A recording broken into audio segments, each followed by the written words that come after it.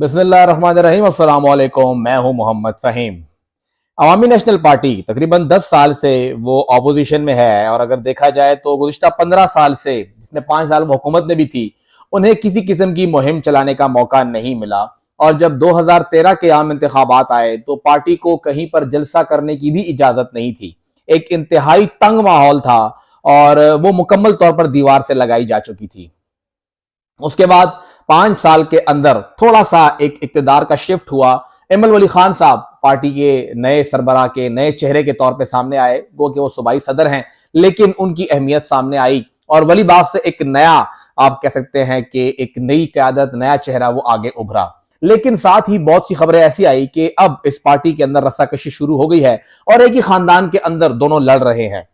एक नाम था अमीर हैदर खान होती का, जो कि हर जगह पर एक्सेप्टेबल था, और दूसरा नाम था एमल वली खान साहब का। बहुत सी वाकयात आए, बहुत सी जिक्र हुए, बहुत सी कहानियां आई कि 2018 के इंतखाबात से कबल खानदान के अंदर इस रिफ्ट को हल करने के लिए बहुत से जरगे हुए और पार्टी की हार की वजह असल में खानदान के अंदर वो रिफ्ट है। लेकिन असफान वली खान साहब पहले से कह चुके थे कि यहां पे तो इमरान खान ही जीतेगा और वो उसको वाजे कर चुके थे उस वक्त। लिहाजा पार्टी के अंदर की रिफ्ट को या पार्टी पॉलिटिक्स को उस तरह से जिम्मेदार नहीं ठहराया जा सकता। लेकिन अगर देखा जाए तो उस वक्त जो पार्टी की एक कमजोरी नजर आ रही थी कि जी पार्टी बिल्कुल दो पोल्स पे खड़ी है। एक पूरा का पूरा धड़ा एमल वली के साथ खड़ा हो गया है, जो कि नई क्यादत है, नए लोग हैं। एक जो पार्टी की पुरानी क्यादत और काफी हद तक नए लोग भी, वो हैदर होती के साथ है।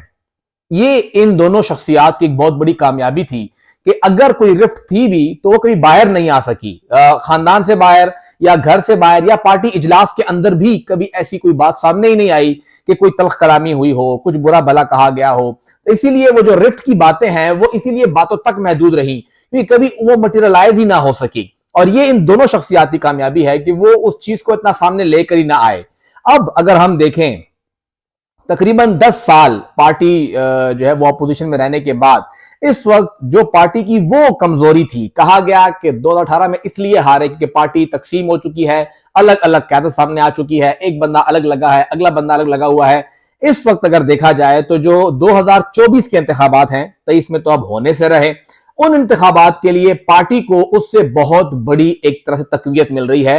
वो जो एक तकसीम थी, असल में वो पार्टी की एक स्ट्रेंथ के तौर पे सामने आई है। और पार्टी की स्ट्रेंथ ये है कि मुख्तलिफ पार्टियां वो इस वक्त एक शख्स के ऊपर खड़ी हुई हैं। पूरी की पूरी पीटीआई इमरान खान साहब के साथ खड़ी है। वो जलसा करे तो ठीक, वो जलसा ना करे तो लोग गायब।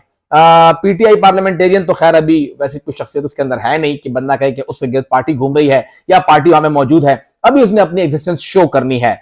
फिर अगर बात करें जेयूआई की, तो जहां मौलाना फजल रहमान साहब होते हैं, जलसा वहीं पे होता है। उसके अलावा आपको स्ट्रेंथ उस तरह से नजर नहीं आती। जमात इस्लामी जो इतनी मुनज़्ज़म जमात है, वो भी अमीर के अलावा उस तरह से नजर नहीं आती जैसे उनको नजर आना चाहिए। और अगर हम लोग बात करें पीपल्स पार्टी की, पीएमएलएन की, तो वहां भी शख्सियात एक एक शख्सियत ही है और आपको लोग उस तरह से नहीं मिलते। शहबाज शरीफ साहब बिल्कुल भी क्राउड पुलर नहीं है, आपको मरियम नवाज ही चाहिए। नवाज शरीफ साहब तो फिलहाल गेम से बाहर हैं। फिर जरदारी साहब कभी भी वो क्राउड पुलर नहीं रहे, आपके पास सिर्फ बिलावल ही है। एएनपी के पास इस वक्त दो चेहरे हैं। एक चेहरा है एमल वली खान साहब का, वो जलसा करते हैं तो वो एक बड़ी तादाद को अट्रैक्ट करते हैं, पार्टी वर्कर्स उनके साथ खड़े होते हैं। दूसरा चेहरा है जो हैदर होती साहब है उनका, यानी वो दो लोग जो कि कहा जाता है कि पार्टी तकसीम हो गई है, असल में उसने पार्टी के दो बड़े बड़े पिलर खड़े कर दिए हैं और वो दोनों पिलर आपस में एक दूसरे को स्ट्रेंथन कर रहे हैं, एक दूसरे को सपोर्ट कर रहे हैं। तो पार्टी जो है वो बैक वक्त दो अलग गाड़ियों के साथ एक स्पीड के साथ जा रही है और दो अलग अलग एरिया के टारगेट कर सकती है।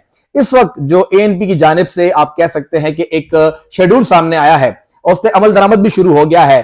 तो हैदर होती साहब के पास 15 जलसे अब तक उनके शेड्यूल सामने आ चुका है, जिसमें 3 जलसे गलबन हो भी चुके हैं। बुनेर में भी हो चुका है और नौशहरा में भी हो चुका है और स्वात में होने जा रहा है। उसके बाद भी 12 जलसे और वो करने जा रहे हैं। और एमल वली का उनका भी पूरा शेड्यूल आ गया है, 25 जलसे उनके भी सामने आ गए हैं।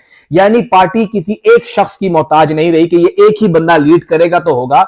ये इस पार्टी के लिए, इस पार्टी की स्ट्रेंथ होने के लिए, पार्टी को आगे बढ़ाने के लिए बहुत ही पॉजिटिव साइन है कि पार्टी के अंदर दो ऐसे लोग हैं जो कि क्राउड पुलर हैं, जो कि पार्टी का बयानिया लेके जा सकते हैं।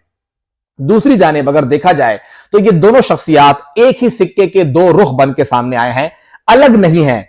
डायरेक्शन उनकी अलग अलग होगी, लेकिन वो चलते एक साथ ही हैं और वो पार्टी के अंदर एक ठंडा गर्म शो लेके आ रहे हैं। जहां कहीं पे पार्टी को एग्रेशन चाहिए होता है, पार्टी को गुस्सा चाहिए होता है, पार्टी को एक सख्त बयानिया चाहिए होता है, वहां पर आ जाते हैं एमल वली खान साहब। वो सख्त से सख्त मौक़िफ़ अपनाते हैं, चाहे वो जेयूआई के बारे में हो, चाहे वो गवर्नर के बारे में हो, चाहे वो पीएमएलएन के बारे में हो, चाहे वो टीटीपी के बारे में हो, किसी के बारे में भी हो, आपको एमल वली खान साहब हमेशा फ्रंट फुट पे खेलते हुए नजर आएंगे। दूसरी जानिब आपको नजर आएंगे हैदर होती साहब, जहां कहीं जरगा करना होता है, जहां कहीं ठंडे मिजाज से बात करनी होती है, जहां कहीं सबको साथ लेके चलना होता है, वो खामोशी से आते हैं, मुस्कुराते हैं और अपने इस रवैये की बुनियाद पर अपने दुश्मनों को भी अपना कायल कर देते हैं। तो ये दोनों चीजें इस पार्टी के एक स्ट्रेंथ के तौर पर सामने आई हैं कि वो कोई एक डायमेंशन के ऊपर नहीं चल रही, पार्टी के अंदर एक दो डायमेंशन नजर आ रही हैं। एक साइड पे एक डायमेंशन एग्रेशन दिखा रही है, तो एक साइड पे एक डायमेंशन इंतहाई नरम मिजाज के साथ अपने मुखालिफिन को भी साथ लेके चलने के लिए जो है वो राह हमवार कर रही है। ये दोनों चीजें पार्टी को इस वक्त जो उनकी कैंपेन चल रही है, दिसंबर तक उनकी मुहिम का जो अब तक ऐलान किया गया है वो हो रही है, वो वाजे कर रहा है कि किस तरह ये पार्टी आगे बढ़ सकती है। ये बेसिकली मुहिम की कोशिश है, बाकी कामयाबी अल्लाह के हाथ में है, जितनी उनको मिलती है नहीं मिलती वो कुछ और है। एक और चीज जो कि इस वक्त पार्टी बहुत ही टेक्निकल तरीके से कर रही है वो ये है कि पार्टी कोई भी बड़ा जलसा नहीं कर रही है। एएनपी ने जो 2 जलसे किए, स्वात में होने जा रहा है, जो शेड्यूल सामने आया है वो सब शेड्यूल सूबाई असेंबली के हल्के के हिसाब से हैं, यानी पीके के पेशावर के अंदर गलबन एमल वली के 4 जलसे रखे गए हैं, तो वो हर एक हल्के का जलसा है। अगर वो जलसा बड़ा हो जाता है तो मुखालिफिन को कहते हैं देखिए हमने एक हल्के में कितना बड़ा जलसा किया। अगर वो जलसा उम्मीदों के बरअक्स जाता है तो तब भी वो कहते हैं कि ये तो हल्के का जलसा है, हल्के में इतने लोग ही आते हैं, 2-3 हजार लोग इज मोर देन इनफ। और अगर वहां पे 10-12 हजार आ गए तो 10-12 हजार एक बहुत बड़ा जलसा होता है। तो पार्टी के अंदर जो इस वक्त पार्टी का दिमाग बैठा है, जिस हद तक भी वो सोच रहा है, अभी तक उनकी स्ट्रेटेजी बहुत बेहतरीन नजर आ रही है। जिस तरह वो लेके चल रहे हैं उसको अब कितना मटेरियलाइज करना है, किस तरह से करना है, आपको भी नजर आएगा। दूसरी हमें ये चीज नजर आ रही है कि एमल वली खान साहब इस वक्त पूरा का पूरा जो हमारा नेशनल मीडिया है या कोई भी सोशल मीडिया है, लोकल मीडिया है, आपको वहां पे छाए हुए नजर आ रहे हैं। हैदर होती खामोशी से अपने सिर्फ जलसे कर रहे हैं, पब्लिक में जा रहे हैं, अपना बयान लेके जा रहे हैं, लोगों से बात कर रहे हैं। आहिस्ता आहिस्ता आपको अब ये स्विच होता हुआ नजर आएगा। एमल वली भी अब लोगों के अंदर आएंगे, जलसे करेंगे, एहतजाज करेंगे, लोगों से बातें करेंगे और अपनी पार्टी के अंदर तंजीम को इकट्ठा करेंगे। यानी वो दोनों फ्रंट को इस्तेमाल किए हुए हैं। ना तो वो मीडिया को छोड़ रहे हैं जो कि उनका बयानिया नेशनल और इंटरनेशनल लेवल पे लेके जाए, और ना ही वो लोकल लेवल पे लोगों को छोड़ रहे हैं। ये इंतहाई मुश्किल काम है कि आप दोनों हदूद को इकट्ठा रखें। एक बिल्कुल टॉप पे है, एक बिल्कुल रॉक बॉटम पे है।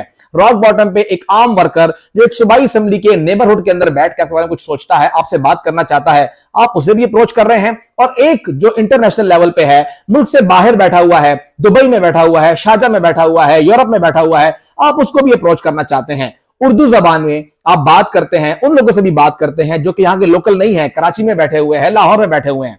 तो ये जो मीडिया कैंपेन चल रही है इस वक्त एएनपी की, ये भी मानना पड़ेगा कि बहुत अच्छे अंदाज से वो लेके चल रहे हैं और उसको भी इस वक्त एटलीस्ट उसका इनिशिएटिव करना, उसको बढ़ाना, वो बहुत ही मुस्बत नजर आ रहा है। तो अब देखना यह है कि इसको कामयाबी कैसे बनाते हैं, किस तरह से इंतखाबात के अंदर अब इसको सीटों में तब्दील किया जाता है। ये साइंस अब एमल वली और हैदर होती के हाथ में है।